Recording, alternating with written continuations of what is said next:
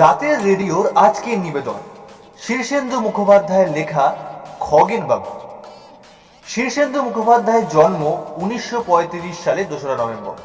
তিনি এ যুগের এক অন্যতম উল্লেখযোগ্য সাহিত্যিক। বড় এবং ছোটদের জন্য লিখেছেন অনেক গল্প এবং উপন্যাস। পরে তার অনেক গল্প থেকে সিনেমাও তৈরি হয়েছে। তার মধ্যে পাতালঘর এবং গোসাই বাগানের ভূত উল্লেখযোগ্য। আজকের গল্পটি আমরা নিয়েছি শীর্ষেন্দু 101 থেকে। প্রধান চরিত্রে দিগম্বর, জুই এবং খগেনবাবু। গল্প পাঠে এবং গল্পের সূত্রধার আমি জজি। শুরু হচ্ছে খগেনবাবু।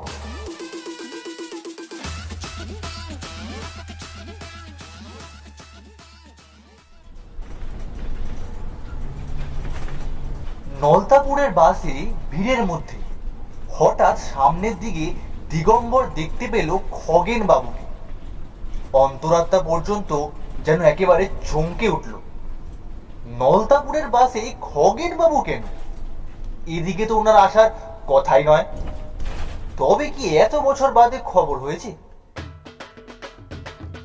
মেয়েদের সিটে এটে বসে আছে জুইফুল। আহা, সংক্ষেপে জুই।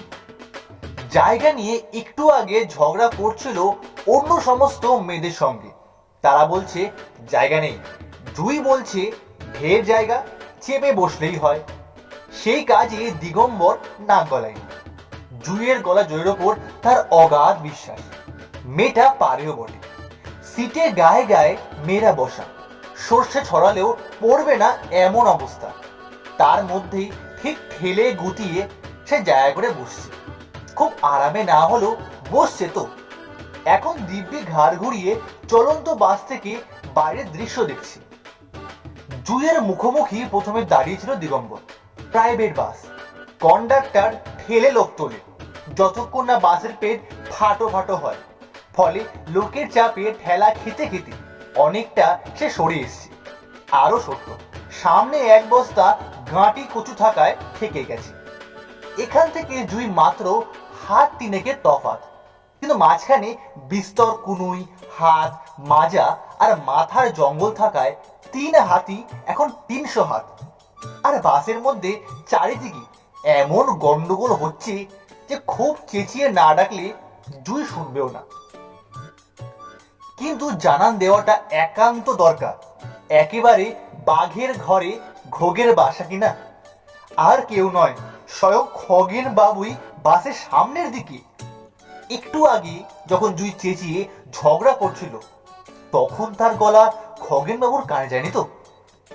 একদিনে অবশ্য জুইয়ের গলার স্বর খগেন বাবুর ভুলে যাওয়ারই কথা। আর বাসের কে না কে চিৎকার করছিল, অত চিৎকারে কে কার গলা চিনবে? সুবিধা এই যে বাসে একেবারে গন্ধমাদন ভিড়। একটু আগেও দিগম্বর ভিড়ের জন্য কন্ডাক্টরকে 2-1 কথা শুনিয়েছে। শুধু পয়সাটাই চিনলে, মানুষের সুখ দুঃখ বুঝলে না। আমাদের কি গরু ছাগল পেয়েছো নাকি তামাকের বস্তা? এখন অবশ্য দিগম্বর মনে মনে বলছে ভিড় হোক বাবা, বাসে আরো ভিড় হোক, গাড়ির পেট একেবারে 10 মেষ হয়ে যাক। খগেন বাবুকে দেখে ঘাটটা নামিয়ে ফেলেছে দিগম্বর। এখনো সেটা শোয়ানো অবস্থাতেই আছে। সুযোগ বুঝে পিছন থেকে কি যেন হাত ভরে যাওয়া নিজের হাত ব্যাগটা আলতো করে তার কাঁধে রেখেছে। অন্য সময় হলে খেকিয়ে উঠত, এখন কিচ্ছু বলবে না। বরং ব্যাগটার আড়াল থাকায় একরকম স্বস্তি। কিন্তু স্বস্তিটা বড় ঠুনকো। শানকিরাঙায় বেশ কিছু লোক নেমে যাবে। হত্তুকিগঞ্জে আজ হাটবার, সেখানে তো বাস একেবারে শুনশান হয়ে যাওয়ার কথা। তবে উঠবেও কিছু সেখান থেকে। কিন্তু তার ফাঁকে খগেনবাবু যে পেছনে তাকাবেন না এমন কথা হলফ করে কি বলা যায়? জুইকে একটু সাবধান করে দেওয়া দরকার। এদিকে তাকাচ্ছি না। নতুন নতুন কারণে অকারণে অনেক তাকিয়ে থাকতো, এখন পুরনো হওয়ায় এখন আর চোখেই পড়ে না। ভেবে একটু রাগ হচ্ছিল দিগম্বর।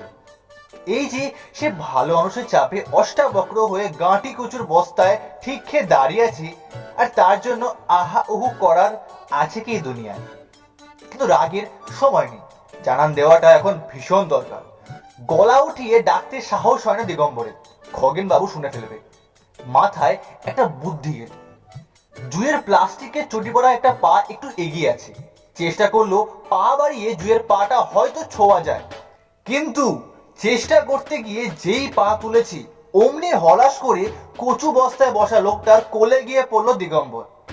লোকটা খুন হওয়ার আগে যেমন মানুষ চেঁচায় তেমনি চিল্লাতে লাগলো, ওরে বাবা রে, গেলাম গেলাম।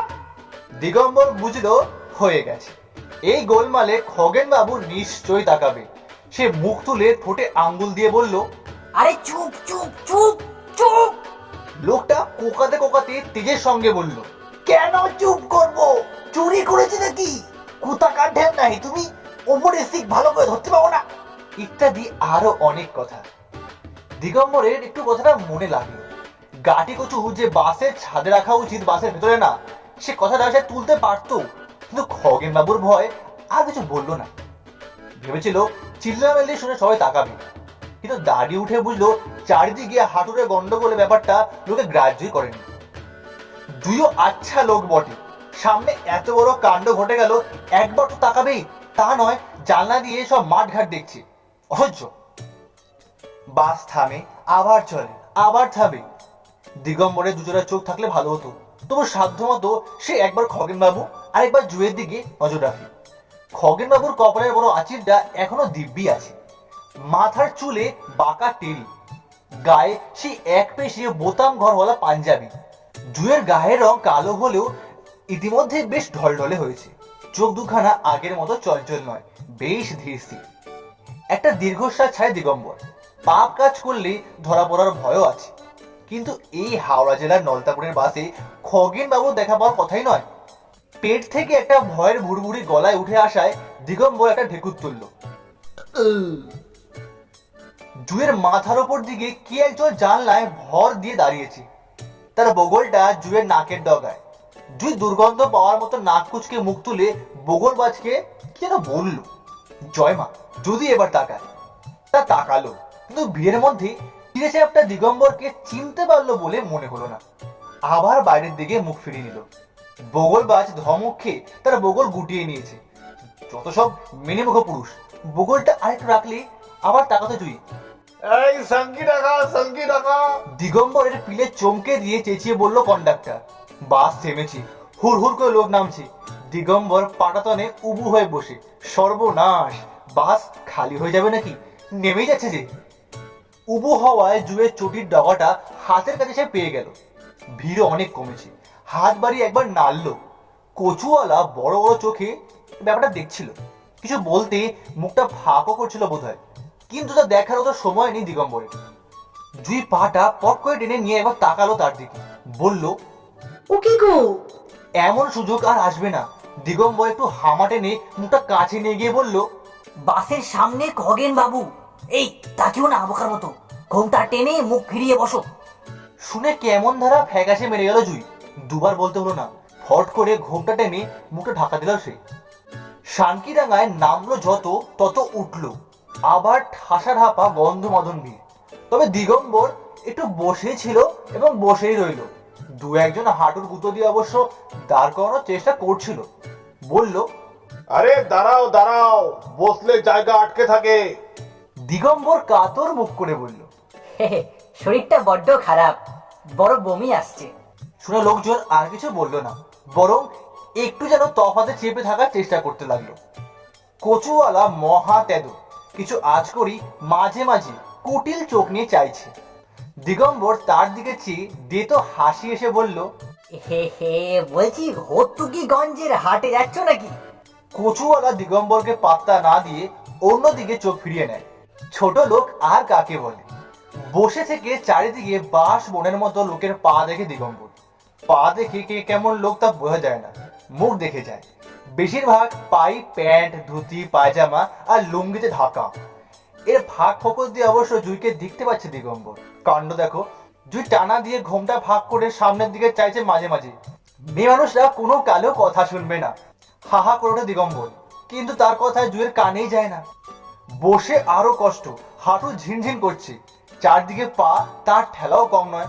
কচুর গাঁটটায় এক হাতে ভর দিয়ে বসছিল। কচুওয়ালা তেড়িয়ে হায় বলল, এই একদম ভর দেবে না, কচু থেতলে যাবে। দিগম্বর ফস করে ওঠে। আচ্ছা, আর তুমি যে বসছো কচুর ওপর তখন? কচুওয়ালা তার জবাব দিল, আমার কচু, আমি বসবো না উঠবো না শোবো, তাতে তোমার কি যায় আসে শুনি? বিপদে পড়লে সবাই মাথায় চড়ে। দিগম্বর আর কথা বাড়ায় না। কখন যেন একটা মেয়ে নেমে যাওয়ায় জুই একটু এগিয়ে এসে বসতে পেরেছি। এখন প্রায় দিগম্বরের মুখোমুখি। হঠাৎ ঘোমটায় ঢাকা মুখখানা নামিয়ে এনে বলল, কোথায় দেখলে? আমি দেখতে পাচ্ছি না তো। দিগম্বর দাঁত কিরমির করে। আহা, দেখার জন্য একেবারে আঁকু পাকুচি। দুটো বউ পেরিয়েও মেয়ে ছেলেদের ব্যাপারটা আজও ধারা লাগে দিগম্বরের। এরা যে কি যায় ওরাই জানে। সে চাপা ধমক দিয়ে বলল, এই আছে আছে, ঘুমটা টেনে চুপ মেরে বসে থাকো, খবরদার তাকাবে না। কচুওয়ালা সব শুনছে। ভারী লজ্জা লাগে দিগম্বরে। ভুল দেখনি তো? আরে জল জ্যান্ত খগেন বাবু, ভিড় টপকে দেখবো কিভাবে? দাঁড়ালে তবে দেখা যাবে। একটু দাঁড়িয়ে দেখবো? মোলো, তুমি কি খেপেছ? আহা, আমার তো ঘুমটা আছে, দেখবো? মরবে বলছি, মরবে। জুই আবার ঠিক হয়ে বসে। দেখার চেষ্টা করে না ঠিকই, তবে বেখেয়ালে ঘুমটা অনেক সরে গেছে। এই হত্যকির হাট, হত্যকির হাট। কন্ডাক্টর গলা ফাটিয়ে চেঁচিয়ে ওঠে। খগেন বাবু কোথায় নামবে তা জানি। কাটা হয়ে থাকে দিগম্বর। চারিদিকে পায়ের যে ঘন বাঁশবন ছিল তা এক লহময় ফাঁকা ফাঁকা হয়ে গেল। হত্যকির হাট জায়গাটা বড় ভয়ের। এখানেই সব থেকে বেশি লোক নামে। এমনকি কচুওয়ালা পর্যন্ত তার গাঁট কাজে তুলেছে। সামনে একটা আড়াল ছিল, তাও গেল। গাঁট তুলতে তুলতে কচুওয়ালা কটমট করে তাকাচ্ছে তার দিকে। কিছু লোক আছে, কিছুতেই তারা অন্য মানুষকে ভালো চোখে দেখে না। দিগম্বর চোখ বুজে ভগবানকে বলছিল, খগেনবাবু যেন এখানেই কাজ থাকে। বেয়াহা মেয়েটাকে দেখো, ঘোমটা প্রায় খসে পড়েছে, মুখখানা উদম খোলা, গলা টান দিয়ে প্রায় দাঁড়িয়ে সামনের দিকে তাকিয়ে দেখছে ডেবা ডেবা চোখে। লজ্জার মাথাকে দিগম্বর জুয়ের কাপড় ধরে টান দিল। চাপা গলায় বলল, আরে বসে পড়ো, বসে পড়ো। জুয়ের জ্ঞান ফেরে, ঘোমটা টেনে মুখ ঢাকা দেয়। তারপর কুজো হয়ে দিগম্বরকে বলে, দেখেছি। দিগম্বর কটমট করে তাকায়, বলে, উদ্ধার করেছো? তোমাকে দেখেছে নাকি? না, এদিকে তাকাচ্ছে না।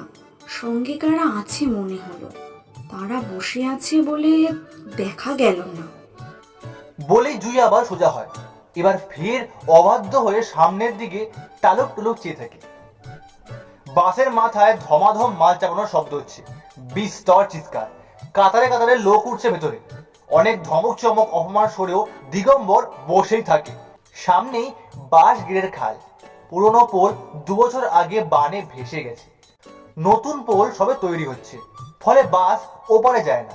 যাত্রীরা একটা বাসের সাঁকো পেয়ে হেঁটে পেরিয়ে ওপাশে বাস ধরে। বাস গেড়েতে বাস থেকে নামলে কি হবে তাই ভাবে দিগম্বর। আর বিরক্তি চোখে জুয়ের কাণ্ড দেখে। নতুন নতুন যেমন তাকে অপলক চোখে দেখতো, এখন ঠিক সেই চোখেই সামনের দিকে চেয়ে খগেন বাবুকে দেখছে। আরে মেয়েদের কি কোনো ভয় নেই? ভিড়টা আবার চেপে আসার পর বুকে আটকানো দম ছাড়ে দিগম্বর। জুই এখনো দেখছে। বিরক্তি কেটে এবারে একটু মায়া হলো দিগম্বরে। না না, জুইকে দোষ দেওয়া যায় না। এক সময় তো খগেন বাবুরই বিয়ে করা বউ ছিল জুই। 4-5 বছর সুখে দুঃখে টানা ঘরও করেছে। তারপর না হয় পালিয়ে এসেছি দিগম্বরের সঙ্গে। আর তা বলে তো আর সবকিছু ভুলে যাওয়া যায় না। দিগম্বরের সঙ্গে মাত্র 4 বছর, ভুলে যাওয়ার পক্ষে সময়টা বেশি যায়নি। বাচ্চা কাচ্চা হয়নি ভাগ্যিস, হলে এতক্ষণ বোধ হয় গিয়ে হামলে পড়তো।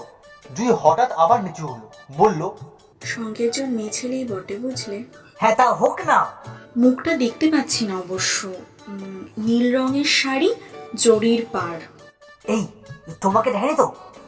না, দুজনে খুব কথা হচ্ছে। তা হোক, তুমি মুখ ঘুরিয়ে থাকো। হ্যাঁ, পান খেলো এইমাত্র। জানলা দিয়ে মুখ বাড়িয়ে পিক ফেলতে দেখলাম। মেয়ে ছেলেটাই পান দিল। তা দিক না, অত দেখো না, ধরা পড়ে যাবে। মেয়ে ছেলেটা কি বলো তো, বউ নাকি? তা কে বলবে শুনি? তুমিও যা জানো, আমিও ঠিক তাই। খুব বলতো আমি মরে গেলে নাকি আর বিয়ে করবে না। আহা, কত কষ্ট। তুমি তো আর মরে যাওনি। মরার চেয়ে কম কি? মেয়ে মানুষের কত রকম মরণ আছে জানো? জুই আবার সোজা হয়। বাস গেট এই এসে গেল বলেই তা বসে থেকেও বুঝতে পারে দিগম্বর। এইবার নামতে হবে। ভাবতেই কেমন যেন শরীর হিম হয়ে আসে। মাঝখানে শুধু পাথর গড়ে একটুখানি থামবে, তা সে পাথর গড়েই থামলো বোধ হয়। কারা যেন নামলো সামনের দরজায়। এখন বেশি লোকও নামে না, ওঠেও না, তাই নাম্বারটা এমন হইচই নেই। তো বোঝা গেল যেন কারা নামছে। খগেন বাবুই কি? জুয়ের আঁচল ধরে একটু টান মারলো দিগম্বর। জুই নিচু হয়। কি বলছো? বলছি কারা নামলো? কি করে জানবো? কত লোক নামছে উঠছে। কেন? ওরা কি নামলো? না, কর্তা বসার জায়গা পেয়েছেন, এদিকে পেছন ফেরানো। ভয় নেই, মেয়ে মানুষটাকে কিছুতেই দেখতে পাচ্ছি না। কেন দেখতে চাইছো কেন? দেখি না কিরকম। আরে ভালোই হবে, খগেন বাবুর মেলা পয়সা, ভালো মেয়ে পাবে। তুমি তো খারাপ ছিলে না। আমি তো কালো। আরে রংটাই কি সব নাকি? কর্তা অবশ্য কোনোদিনও কালো বলেনি, বরং বলতো মাজা রঙই আমার পছন্দ। আচ্ছা এদিকে কোথায় যাচ্ছে বলো তো? কি জানি। আত্মীয় টাত্মীয় কেউ নেই তো? না, তবে শ্বশুর বাড়ি হতে পারে। আরে দূর, এদিকে বিয়ে করলে আমি ঠিক খবর পেতাম। জুয়ের কথা বলায় মন নেই। আবার সে উঠে বসে, মাঝে মাঝে দাঁড়িয়ে পড়ছে প্রায়। এই করতে করতে বাসটা এক সময় থেমে গেল। ঘচাং করে বাসটা থামতেই হুড়ুম হুড়ুম লোক নাম থাকে। জুই দাঁড়িয়ে পড়ছিল। দিগম্বর হাত ধরে এক টান মারলো। এই জুই, দেখে শুনে দেখে শুনে। জুই হা করে চাইলো দিগম্বরের দিকে। তাকে যেন চিনতেই পারছে না। চেয়ে থেকে থেকে বলছে, খুব ফর্সা, বুঝলে? কি? বউটা। তা হোক না, তাতে তোমার কি? কিছু না। সাবধানে মাথা তুললো দিগম্বর। ভিড়ের প্রথম চোটটা নেমে গেছে। ধীরে সুস্থে খগেন বাবু উঠলো। ফর্সা মেয়ে ছেলেটা। খগেন বাবু মেয়েটার কোল থেকে একটা বছর খানেকের খোকাকে নিজের কোলে নিল। জুই প্রায় চেঁচিয়ে বলে উঠলো, খোকাটা দেখেছো? কি সুন্দর নাদুস নুদুস। আর একটু হলেই খগেন বাবু তাকাতো। জুতির খুঁটটা সিটের কোণে আটকে যাওয়ায় সেটা ছাড়াচ্ছিল বলে তাকিয়েও তাকালো না। সে ফাঁকে পেছনের দরজা দিয়ে জুয়ের হাত ধরে সে নেমে পড়ল। বাসের পেছনে আড়াল হয়ে সে দাঁড়িয়ে খিচিয়ে ওঠে। এই এই তোমার মত্তবখানা কি বলতো? বুদ্ধি শুদ্ধি সব কি হাওয়ায় লোক পেলো? জুই হা করে দিগম্বরের দিকে তাকায়। মেঘলা আকাশের ফ্যাকাশে আলোয় ওর মুখখানা দেখায় যেন ঘোরের মধ্যে আছে। দিগম্বরকে যেন চিনতেই পারছে না। অনেকক্ষণ সময় নিয়ে চিনতে পারলো। বলল, বিয়েই করেছে তাহলে। তা করবে না কেন? দুনিয়ায় কে কার জন্য বসে থাকে? জুই মাথা নেড়ে বলল। সে অবশ্য ঠিক কথা। দিগম্বর উকি দিয়ে দেখলো বহু মানুষ বাসের সাঁকো পেরোতে লাইন দিচ্ছে। ভিড়ে ভিড়াক্কা। তার মধ্যে খগেন বাবু বা সেই ফর্সা মেয়েটাকে সে খুঁজে পাচ্ছিল না। খুঁজে পাওয়াটাও মুশকিল। খানিকটা সময় ছাড় দিয়ে ধীরে ধীরে দিগম্বর আর জুই এগোয়। অনেকটা দেরি হয়ে গেছে। ওপরের বাসে আর বসার জায়গা পাবে না তারা। কিন্তু সে কথা কেউ ভাবছে না। সাঁকোটা নড়বড় করে দোলে। মেলা লোকের পায়ের চাপে মর্মর শব্দ হচ্ছে। কখন ভাঙে তার ঠিক নেই। খুব সাবধানে জুই আগে আগে, দিগম্বর তার পেছনে পেছনে সাঁকোতে ওঠে। নিচে ভরা বর্ষার খাল গোগো করে বয়ে যাচ্ছে। স্রোতের টানে সাঁকো থরথর করে কাঁপছে। সবটাই ভালো ভালো পেরিয়ে একেবারে জমিতে পা দেওয়ার মুখে জুয়ে পা ফসকালো। ওরে বাবা বলে টাল্লা খেয়ে পড়ে যাচ্ছিল সামনের দিকে, কিন্তু গায়ে গায়ে মেলাই লোক, পড়বে কোথায়? তাই পড়লো না জুই। একজনের পিঠে ধাক্কা খেয়ে সেই পিঠে হাতের ভর দিয়ে সে সোজা হয়ে উঠলো। একটা খোকা হঠাৎ কেঁদে উঠলো।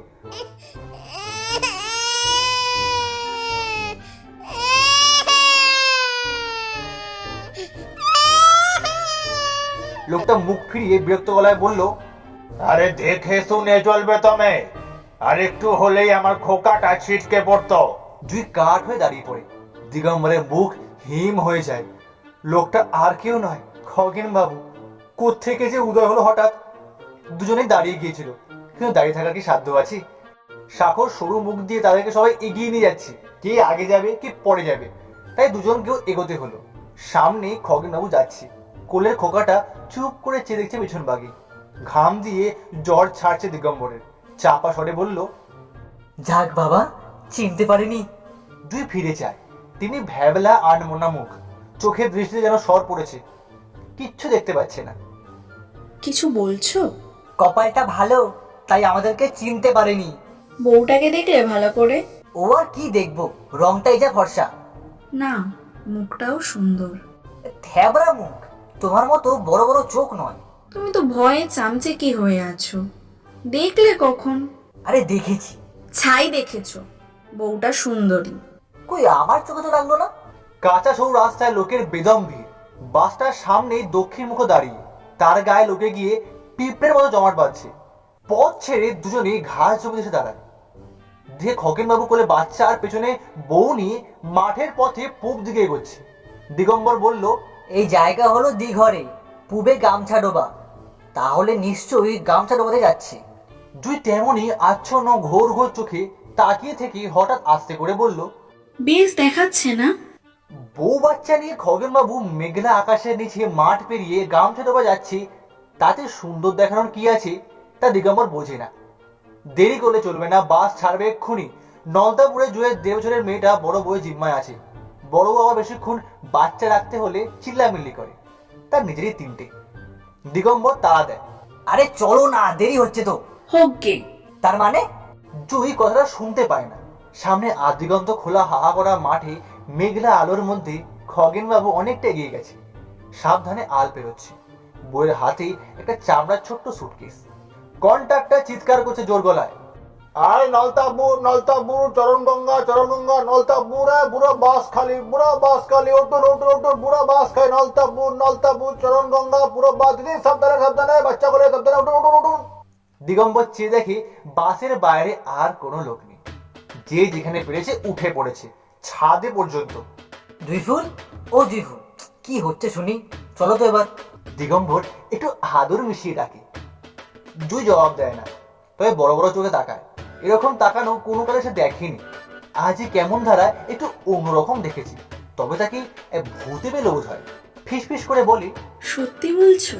চিনতে পারিনি। বরাত জোর কাকে বলে চিনলে আর রক্ষে ছিল না। এক সময় তো খগেন বাবুই চামচাগিরি করতাম। কিন্তু চিনলো না কেন বলো তো? ভুলে গেছে, মুখটা একদম ভুলে গেছে। তা কি হয়? আমি তো ভুলিনি, তবে কর্তা ভোলে কি করে? তাহলে দেখেনি হয়তো ভালো করে। ধমকালো কিন্তু, মেয়ে বলে ডাকলো। আহা, আমি তো শুনেছি। এত কাছে থেকে দেখেও না চেনার কথা তো নয়। তুমি বা বেছে বেছে ওর ঘাড়ে কেন পড়তে গেলে শুনি? সে কি ইচ্ছে করে পড়লাম? উঠে বুঝলাম একেবারে কর্তার পিঠের ওপর। ওহ, গায়ের রোয়া দাঁড়িয়ে যাচ্ছে দেখো। কতকাল পর। কতকাল পর কি? সে তুমি বুঝবে না, কিন্তু এই বলে দিচ্ছি তোমায়, মেয়ে মানুষটা যতই ফর্সাই হোক, কর্তার চোখে ও রং ধরবে না। তাই বা বলছো কিভাবে? বলছি জানি বলেই, কর্তার পছন্দ মাজা রং। না হয় তাই হলো। এবার চলো না, বাস ভেপো দিচ্ছে, কন্ডাক্টরের হাতছানি দিয়ে ডাকতে লেগেছে। দেখো না আমার জুইফুল। দাঁড়াও না, এই বাসটা ছেড়ে দাও, পরের বাসে যাব। পরের বাস মানে? বলো কি, 7টা 30 অব্দি এখানে থাকবে কোথায়? জল এলে না এখানে মাথা লোকানোর জায়গা নেই কিন্তু। আমি এখন যাব না, দেখব। কি দেখবি? ওরা কত দূর যায়, একদম মিলিয়ে গেলে তবেই যাব। কিন্তু বাস যে। তাহলে তুমি একা যাও, আমি একটু দেখি। বাস তাদের আশা ছেড়ে দিয়ে অবশেষে ছেড়ে দেয়। দিগম্বর অবশ্য যায় না। একটা হাই তুলে গাছতলায় গিয়ে বসে একটা বিড়ি ধরায়।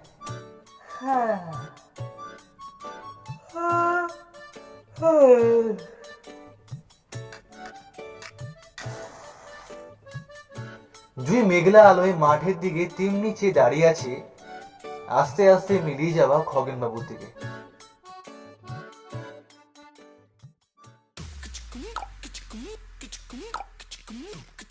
এতক্ষণ আপনারা শুনছিলেন খগেন বাবু, রচনা শীর্ষেন্দু মুখোপাধ্যায়, গল্প পাঠে দিগম্বর, খগেন বাবু এবং অন্যান্য ছোটখাটো চরিত্রে আমি জয়জিৎ।